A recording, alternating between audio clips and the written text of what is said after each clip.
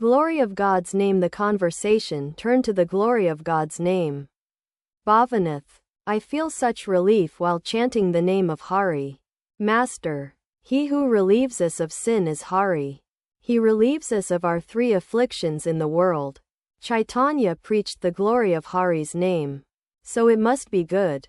You see, he was such a great scholar. And an incarnation too. Since he preached that name, it must be good.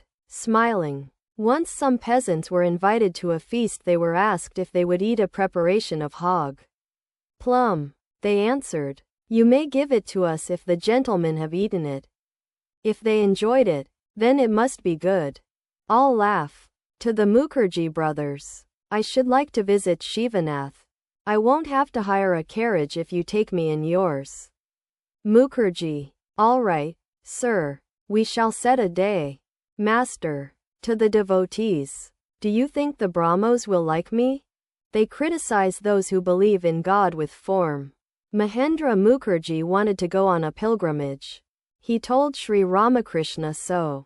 Master. Smiling. How is that? Do you want to go when the sprout of divine love has hardly corn up?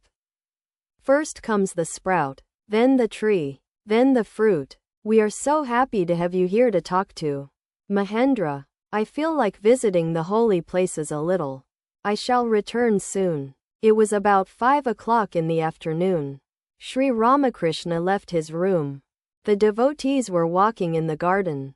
Many of them were about to leave. The master was conversing with Hazra on the north veranda. They were talking of Narendra's frequent visits to Anada, the eldest son of the Guhas. Hazra. I hear that Anada is now practicing austerity.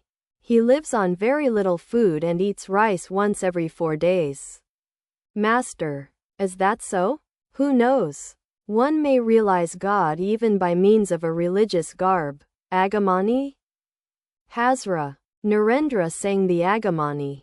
Master. Eagerly. How did he sing it?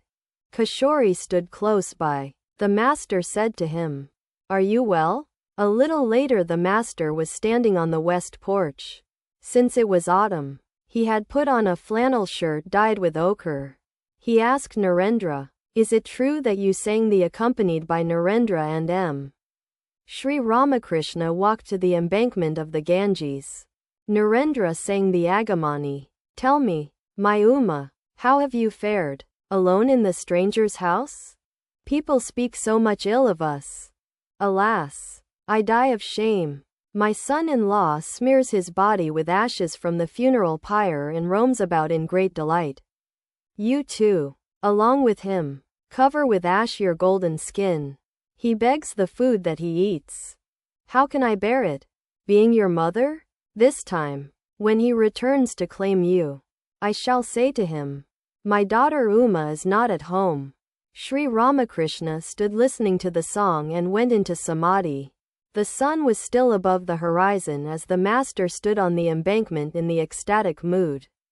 On one side of him was the Ganges, flowing north with the flood tide. Behind him was the flower garden.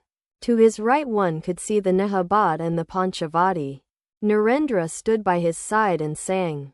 Gradually the darkness of evening fell upon the earth. After Narendra and several other devotees had saluted the master and left for Calcutta, Sri Ramakrishna returned to his room. He was absorbed in meditation on the Divine Mother and was chanting her holy name.